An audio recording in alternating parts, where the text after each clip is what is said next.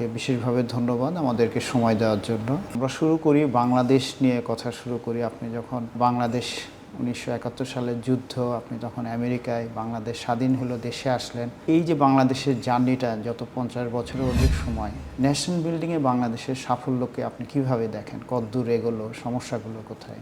আমি তখন নেশভিলে এমটিএসইউ মার্ফিসবরোতে ছিলাম, মিডল টেনেসি স্টেট ইউনিভার্সিটির প্রফেসর।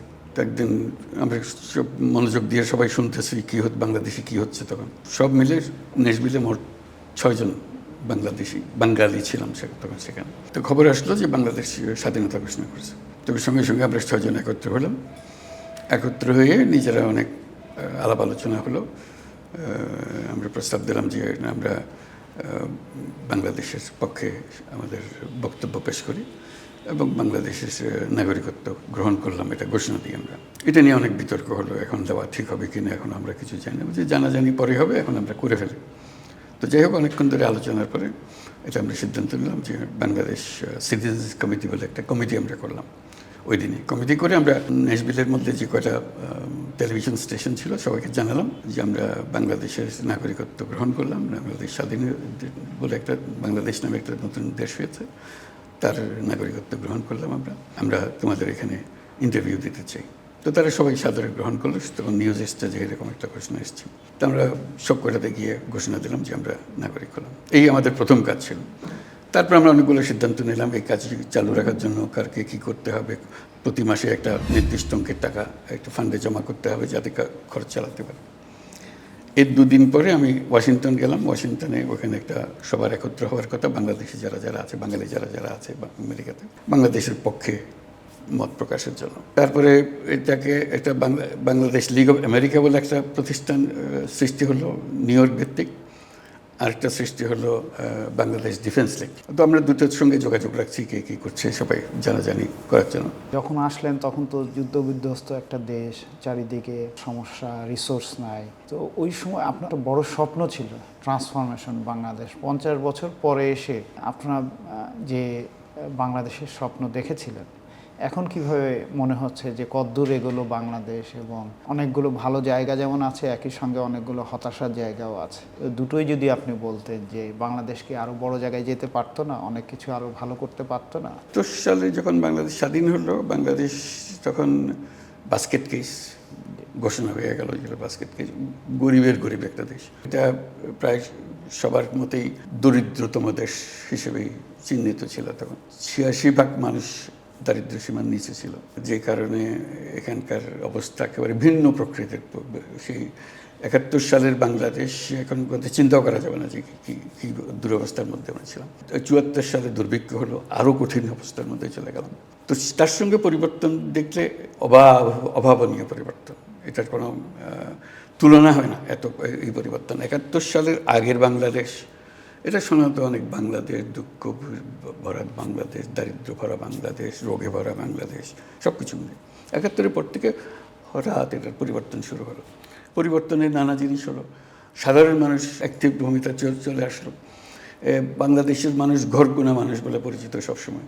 ঘর ছেড়ে সে কোথাও যায় নাই, তার নিজের গ্রাম ছেড়ে সে কোথাও যায় নাই। সেই লোক হঠাৎ বিদেশ যাওয়া শুরু করলো নিজের চেষ্টা। এই বিদেশ যাওয়ার প্রক্রিয়া শুরু হয়ে গেল। সরকারও জানে না কী করে করতে হবে।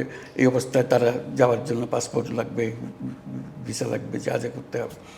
এই বিরাট একটা জনগণ বিভিন্ন গ্রাম থেকে চলে গেল। এই বাংলাদেশের মানুষের সঙ্গে বহির্বিশ্বের পরিচয় হলো এই পিরিয়ডটার মধ্যে, যে 50 বছরের কথা আমরা বলছি। এটা অদ্ভুত একটা পরিবর্তন তার মধ্যে আসলো। দ্বিতীয় পরিবর্তন আসলো, বাংলাদেশ ছিল যারা শিক্ষিত, বিশ্ববিদ্যালয় ইত্যাদি লেখাপড়া করেছে, শেষ করেছে, তাদের হলো যে এরা হলো কেরানির জাত। কেরানির বাইরে এরা পারবে না। যে পাকিস্তানে বলে পাকিস্তানি ইনভেস্টাররা এখানে ইনভেস্ট করেছে, তাদের ওখানে চাকরি করেছে, কেরানি হিসেবে কাজ করেছে। এর বাইরে তার স্বপ্ন বিশেষ করে না হয় সরকারি চাকরি, না হয় ব্যবসা বাণিজ্য, যেটুকু ব্যবসা বাণিজ্য সেখানে কেরানিগিরির কাজ। এটুকুর মধ্যেই বাংলাদেশি তরুণদের জীবন ছিল। হঠাৎ এই তরুণদের মধ্যে কিছু এখন পরিবর্তন আসলো। গার্মেন্টস ইন্ডাস্ট্রি ওই কোটার জন্য বাংলাদেশে আসতে আরম্ভ করলো বিভিন্ন জায়গার থেকে, হংকং থেকে, চীন থেকে না, হংকং থেকে বিশেষ করে এসছিল, কোরিয়ার থেকে আসলো। এই একটা ওইখানে চাকরি করতে ঢুকলো বাংলাদেশি ছেলেরা। এই ঢোকার পর থেকে আস্তে আস্তে ওই কাজ শিখে ফেললো এবং তারা নিজেরা এটা কাজে নেমে গেল। এই গার্মেন্ট ইন্ডাস্ট্রির সূত্রপাত হলো, যে গার্মেন্ট ইন্ডাস্ট্রি বাংলাদেশকে পরিবর্তন করে দিয়েছে, যে বিশাল একটা পরিবর্তন। এই গার্মেন্ট ইন্ডাস্ট্রিতে কাজ করার জন্য মহিলারা আসলো, যে মহিলা কোনোদিন ঘর বাড়ি ছেড়ে কোথাও যাবে, ঘরের পেছনের কামরায় থাকা ছাড়া সামনের কামরায় আসে সাহস পেত না, সেই মহিলা ঘর ত্যাগ করে গার্মেন্টস ইন্ডাস্ট্রিতে চাকরি করতে আসলো। একটা বিরাট পরিবর্তন। ধর্মীয় লোকজন অনেক বাধা বিপত্তি করলো, কেউ কিছু শুনলো না, তারা চাকরি করলো এবং গরিব ঘরের মেয়ে সংখ্যা উপার্জন করে বাড়িতে টাকা পাঠাচ্ছে। এটা অদ্ভুত এক ঘটনা। 71 সালের পরে যে বাংলাদেশ, সেটা এখনকার প্রেক্ষিতে চিন্তাই করা যায়, অচিন্তনীয়। কিন্তু আবার অনেকেই এইভাবেও দেখছে, এখন যেহেতু বাংলাদেশ একটা জায়গায় এসছে যে এই 50 বছরে আগে হয়তো দক্ষিণ কোরিয়ার অবস্থা বাংলাদেশ থেকে খুব বেশি আলাদা ছিল, একই রকম ছিল, একই অবস্থা ছিল। 2 বস্তা সিমেন্ট দিত। থাইল্যান্ডের অবস্থা বাংলাদেশ খুবই। আমরা যাত্রা শুরু করেছি একই সঙ্গে, যখন পাকিস্তান হয়েছে 60-এর দশকে কোরিয়া, 60-এর দশকে মালয়েশিয়া, 60-এর দশকে বাংলাদেশ একই পর্যায়ে ছিল। এর মধ্যে এরা বের হতে আরম্ভ করলো। মালয়েশিয়ার ছাত্ররা এখানে লেখাপড়া করতে আসতো, তাদের কোনো কলেজ ছিল না, বিশ্ববিদ্যালয় ছিল না, কিছুই ছিল না। হয় তারা সিঙ্গাপুরে যেত, না হলে বাংলাদেশে আসতো। এই কাছের দুটা দেশ ছিল। এটা আমাদের বিরাট ট্রান্সফরমেশন হয়েছে, সে কথা তো বলছি, যে ট্রান্সফরমেশন যেটা হয়েছে বিরাট ট্রান্সফরমেশন। এখন ভিত্তিটা তৈরি হয়ে গেছে, এই ভিত্তির উপরে আপনি যতটুকু যেতে পারেন। মালয়েশিয়ার কথা বললেন, মালয়েশিয়া যারা মালয়ে যারা মূল বাসিন্দা তারা ছিল নেহায়েতে গরিব কৃষক। এই রাজনীতির কারণে তাদেরকে ভূমিপুত্র বলা হলো, এই ভূমির সন্তান যারা, অর্থাৎ চীনাদের বাইরে রাখবে। চীনাদের হাতে সমস্ত টাকা পয়সা, এখনও তাই, চীনাদের হাতে সব টাকা পয়সা। কিন্তু এই ভূমিপুত্রদের একে সুযোগ দিতে দিতে, লেখাপড়া দিতে দিতে আজকে ভূমিপুত্ররা একটা পর্যায়ে এসছে, তারা দেশ শাসন করতে পারছে, তাদের সব জায়গাতে তাদের একটা অবস্থান আছে। তো এটার সঙ্গে একটা নাটকীয় পরিবর্তন হয়েছে সেইটা, সেই জন্য। বাংলাদেশের গণতন্ত্র মানবাধিকার নিয়ে আমরা গত কয়েক বছর ধরে দেখছিলাম যে একটা চাপ আসছিল, বিশেষ করে পশ্চিমা দেশগুলো থেকে, যে তোমরা এই জায়গায় নজর দাও, এখানে তোমাদের ঠিক করতে হবে এবং তোমাদের ইকোনমিক ট্রান্সফরমেশনের জন্য এটা দরকার, মানুষকে এই জায়গায় আরও ফ্রিডম দিতে হবে। আমরা দেখলাম যে আপনার কি মনে হয় যে সেই চাপটা কিছুটা কমে গিয়েছে, বা একটা নির্বাচন হলো, সেই নির্বাচনের পরে অতি সম্প্রতি মার্কিন একজন উচ্চ পদস্থ কর্মকর্তাও এসেছিলেন, কিন্তু তারা নির্বাচনের আগে যে ধরনের গণতন্ত্র মানবাধিকার বিষয়ে কথা বলেছেন, এবার বললেন যে না, আমরা রিলেশনশিপ রিবিল্ড করতে চাই। তো এটাকে আপনি কিভাবে দেখেন, যে তারা কি বাংলাদেশের এই যে গণতন্ত্র মানবাধিকার বিষয়ে কোনো রকম স্লো ডাউন বা একটু ধীরে চলার নীতি গ্রহণ করছেন কিনা? এটা আমার কাছে বড় বিবেচ্য বিষয় না। আমার কাছে বিবেচ্য আমরা চাচ্ছি কিনা, আমরা গণতন্ত্র চাচ্ছি কিনা, আমরা মানবাধিকার চাচ্ছি কিনা, প্রেস ফ্রিডম চাচ্ছি কিনা, এইগুলো হলো আমাদের বিষয়। তারা কি বললো, কখন, তার প্রত্যেক দেশ তার নিজের নিয়মে তার পররাষ্ট্রনীতি করবে। সেখানে আমরা চেঁচামেচি করব, আমাদের পররাষ্ট্র মন্ত্রণালয় সেগুলো করবে। কিন্তু আমাদের দেশে আমাদের কী চাওয়া, আমাদের চাওয়াটা পরিষ্কার করা। তারা চাইলো না চাইলো, তাদেরকে আমরা আমাদের মতের মধ্যে ভিড়াতে পারলাম না, আমাদের মতের বাইরে চলে গেল, আমাদের মত পাল্টাবে। কাজে আমরা আমাদের মতে, এটা আমাদের কঠিন জিনিস, যেটা কাজে মানবাধিকার প্রতিষ্ঠিত করা, এটা একটা মস্ত বড় একটা সুযোগ। রাজনৈতিক অধিকার প্রতিষ্ঠিত করা, তারপরে কথা বলার সুযোগ, যে প্রেস ফ্রিডম, যাতে করে বিনা ভয়ে কথা বলতে পারে, এগুলো হলো আমাদের বিষয়। এগুলো যতদিন আমরা প্রতিষ্ঠিত করতে না পারবো, ততদিন নানা কথা, ছল ছাতুরির কথাবার্তা বলতে থাকবো।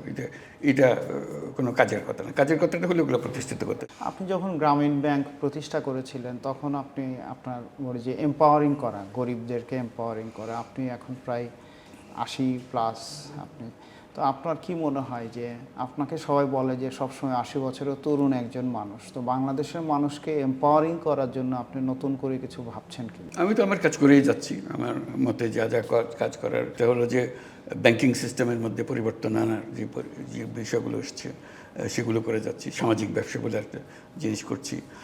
তরুণ সমাজকে কীভাবে নতুন দিকে নিয়ে যেতে পারা যায় সেটা করছি। আর তাদেরকে সবাইকে উদ্বুদ্ধ করার চেষ্টা করছি যে 3-0 পৃথিবী গড়তে হবে। যে আমাদের যে বর্তমান সভ্যতা, সেই সভ্যতা হলো আমাদেরকে মেরে ফেলার সভ্যতা। এটা আমাদেরকে সর্বনাশের পথে নিয়ে যাচ্ছে। কাজে ওইটার থেকে বাঁচা ছাড়া আমাদের কোনো মঙ্গল নাই। কাজে ওইটা বাঁচতে হলে আমাদেরকে নতুন সভ্যতা করতে হবে। সেই নতুন সভ্যতার পরিচিতি হবে 3 শূন্যের পৃথিবী, যে zero net carbon emission, zero wealth concentration, zero unemployment, এই 3টা। তার মধ্যে উদ্বুদ্ধ করার জন্য আমরা তরুণদের বলছি যে তোমরা 3-0 ক্লাব করো। 5জন একত্র হলে প্রতি 5 জনের জন্য একটা ক্লাব হবে। তোমাদের দায়িত্ব হবে 3-0-কে আইডিয়ালকে প্রতিষ্ঠিত করা এবং নিজের জীবনে সেটা প্রতিফলিত করা। একটা হলো যে অন্যকে বক্তৃতা দিয়ে কনভিন্স করার চেষ্টা করে, সেটা করো, কিন্তু নিজেকে আগে ঠিক করো যে নিজেরটা আগে করো। আমি তার প্রতিষ্ঠার বিষয়টা হলো আমি নিজে এমন কোনো কাজ করব না যেটাতে গ্লোবাল ওয়ার্মিং সৃষ্টি হবে। কাজে আমি ফসিল ফুয়েল ব্যবহার করব না, আমি প্লাস্টিক ব্যবহার করবো না, আমার বিষয়। আমি ওয়েস্ট সৃষ্টি করব না, এই পৃথিবী ধ্বংস করার পথে। এইগুলো হলো তার অবদান। এই অবদানে আমি যাব না। আমি এমন কাজ করব না যেটাতে সম্পদের কেন্দ্রীভূতকরণ হয়, আমি সেই কাজে যুক্ত হবে না। সম্পদের কেন্দ্রীভবন নিয়ে কিন্তু বাংলাদেশের ডেভেলপমেন্ট নিয়ে এখন এটা নিয়ে সবাই একটা, যে বাংলাদেশে আমরা যে পাকিস্তানের বিরুদ্ধে সংগ্রাম করলাম যে সম্পদের কেন্দ্রীভবন নিয়ে, বাংলাদেশেও একইভাবে দেখা যাচ্ছে যে সম্পদের ব্যাপক মাত্রায় কেন্দ্রীভবনই হয়েছে এবং বাংলাদেশের মোটামুটি যারা অর্থনীতিবিদ, যারা পাবলিক ইন্টেলেকচুয়াল, সবাই এটা স্বীকার করে এবং তারা দেখে যে ভবিষ্যৎ বাংলাদেশের জন্য এটা একটা বড় সমস্যা হিসেবে সামনে আসছে। আপনি এটাকে কীভাবে দেখেন? তো বটেই, এটা শুধু বাংলাদেশ না, পৃথিবীর সর্বত্র এই কাণ্ড। বাংলাদেশে বিশেষভাবে হচ্ছে, যেহেতু আমরা বলছি যে আমরা উন্নয়ন করছি, উন্নয়ন করা মানে হলো যে টাকাটা বড় লোকের হাতে চলে যাওয়া। এটা যতই আমরা ইনভেস্ট করতে, সেটা তারা অত বেশি শক্তিশালী, সম্পদশালী হতে থাকবে। এটা হলো আমরা যেই প্রক্রিয়ায় অর্থনৈতিক কাঠামোটা তৈরি করেছি, ওটার মধ্যে এটা গঠিত আছে। যে ওই কাঠামো না পাল্টানো পর্যন্ত আমাদের এখান থেকে মুক্তি নেই। কাজে আমাদেরকে সেই চেষ্টাটা করতে হবে যাতে করে আমরা কাঠামোর পরিবর্তনে আনতে পারি। সেই কাঠামোর পরিবর্তনের জন্যই এই সামাজিক ব্যবসার কথাটা আসলো। আমরা এমন ব্যবসা করব যেটা সমস্যা সমাধানের ব্যবসা, মুনাফা অর্জনের ব্যবসা না। আমি ব্যক্তিগতভাবে সেই ব্যবসা থেকে কোনো মুনাফা নেব না। এটা হলো সামাজিক ব্যবসা। আমার এখানে সমস্যা আছে, শিক্ষার সমস্যা আছে, আমি শিক্ষার সমাধান করব। আমি সামাজিক ব্যবসা সৃষ্টি করব যেখানে আমি অর্জনের জন্য এটা করি নাই, আমি করেছি মানুষ যাতে শিক্ষা পায়, প্রপার শিক্ষাটা পায় সেটা, এবং সেটা সাস্টেনেবল হবে, নিজেটা অর্জনে নিজে চলতে পারবে, সেগুলো করে। স্বাস্থ্যের সমস্যা আছে, আমি সামাজিক ব্যবসা স্বাস্থ্য করব ইত্যাদিতে। যেই সমস্যা আছে, আমরা গ্লোবাল ওয়ার্মিং সমস্যা আছে, আমি সামাজিক ব্যবসা সৃষ্টি করব। এখন স্পোর্টসের দিকে গিয়েছে, স্পোর্টসে সামাজিক ব্যবসার কথা বলছি, সেগুলো তারা গ্রহণ করছে। কাজে এই কাঠামো পরিবর্তনের জন্য এটা বিরাট আয়োজন লাগবে, সেটা শিক্ষা ব্যবস্থার মাধ্যমে আসতে হবে। এবং শিক্ষা ব্যবস্থা আনার জন্য পৃথিবীর বিভিন্ন দেশে এখন সোশ্যাল বিজনেস সেন্টার নামে সেন্টার তৈরি হচ্ছে, আমার নামে তৈরি হচ্ছে, ইউনেস সোশ্যাল বিজনেস সেন্টার।